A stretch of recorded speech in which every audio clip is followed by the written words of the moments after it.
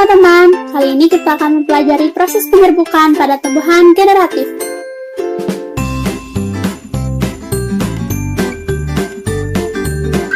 Oke teman-teman, di sini terdapat bagian-bagian bunga yang harus kita ketahui sebelum membahas penyerbukannya. Ini adalah tangkai bunga. Ini adalah dasar bunga. Ini adalah kelopak bunga. Ini adalah kepala putik. Ini adalah tangkai putik. Ini adalah benang sari. Ini adalah bakal buah. Ini adalah mahkota bunga. Oke teman-teman, sekarang kita mulai dengan penyerbukan yang dibantu oleh angin. Padi merupakan tumbuhan yang serbuk sarinya mudah terbawa angin, maka seringkali proses penyerbukannya dibantu oleh angin. Nah, ini adalah padi yang belum memiliki buahnya, yaitu masih memiliki benang sari. Ketika angin berhembus dan melewati benang sari, maka serbuk sarinya terhempas, maka ada serbuk sari yang jatuh ke putik. Dan serbuk yang telah jatuh di putik akan turun ke ovarium. Setelah itu, beberapa waktu ke depan, benang sari dan penutupnya akan rontok. Lalu tumbuhlah buah padi. Nah, begitulah proses penyerbukan pada padi oleh angin.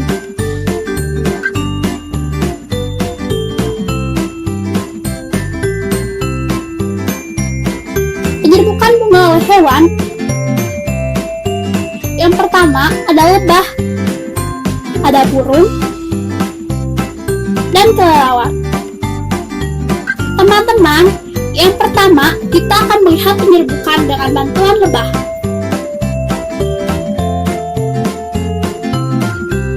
Bunga sepatu adalah salah satu bunga yang seringkali dikunjungi lebah. Lebah akan datang dan menghisap nektar bunga, sementara kakinya menginjak serbuk yang ada pada benang sari.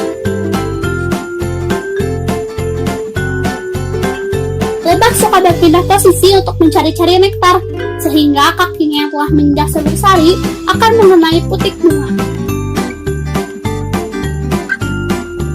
Lalu serbuk sari akan menyerap ke dalam, hingga akhirnya serbuk sari akan bertemu dengan bakal buah. Proses berikutnya adalah bakal buah akan berubah menjadi biji.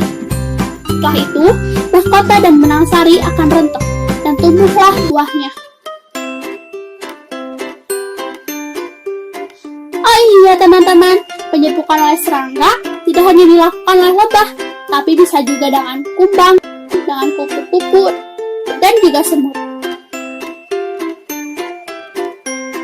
Oke teman-teman, sekarang kita akan melihat penyerbukan bunga oleh kelelawar.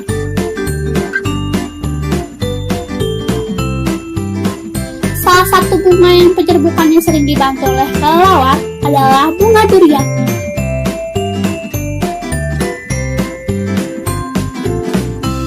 Sama seperti serangga, kelelawar mengkonsumsi nektar yang ada di bunga teman-teman. Ketika kelelawar menggerogoti bunga untuk mencari dan mengkonsumsi nektar, serbuk sari berhamburan. Maka, serbuk ada mengenai putik teman-teman, dan serbuk sari pun turun hingga ke bakal buah. Beberapa waktu kemudian, mahkota dan benang sari pun rontok, dan buah durian pun tumbuh.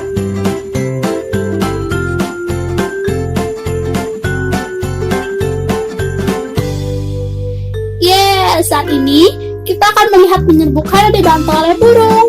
Pada penyerbukan oleh burung, kita akan ambil contoh bunga dadap. Burung-burung kecil seringkali melakukan penyerbukan bunga. Contohnya adalah burung kolibri. Sama seperti jenis hewan lain, kolibri pun mengonsumsi nektar dari bunga. Saat kolibri mencari-cari nektar untuk dikonsumsi, maka serbuk sari terhambur. Dan ada serbuk sari yang turun ke putik. Lalu, serbuk sari menyerap sampai ke bakal buah. Beberapa waktu kemudian, mahkota dan benang sari rontok dan tumbuhlah buahnya.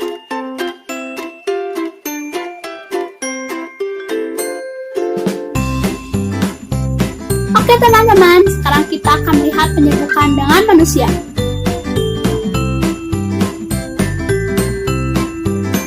Nah, di sini kita akan melihat contoh penyerbukan dengan manusia pada bunga vanila.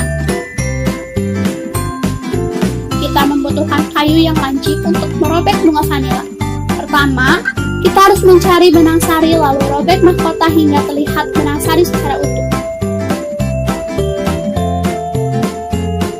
Lalu ambil serbuk sari dan tempelkan ke putik.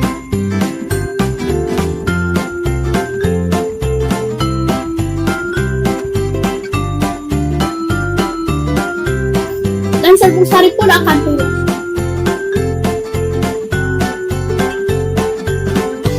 Maka serbuk sari pun bertemu dengan bakal buah.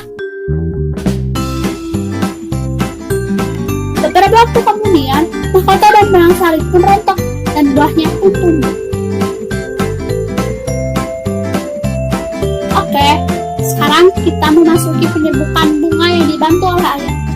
Penyerbukan bunga oleh air bisa disebabkan oleh hujan dan cipratan air. Untuk penyerbukan oleh air ini, kita ambil contoh pada bunga seroja. Ketika ada air atau hujan yang mengenai benang sari hingga jatuh ke putik, maka terjadilah proses penyerbukan. Dan serbuk sari masuk ke dalam putik hingga ke bakal buah. Beberapa waktu setengahnya, mahkota dan benang sari pun rontok, dan buah seroja pun tumbuh. Mudah kan mempelajari penyerbukan bunga?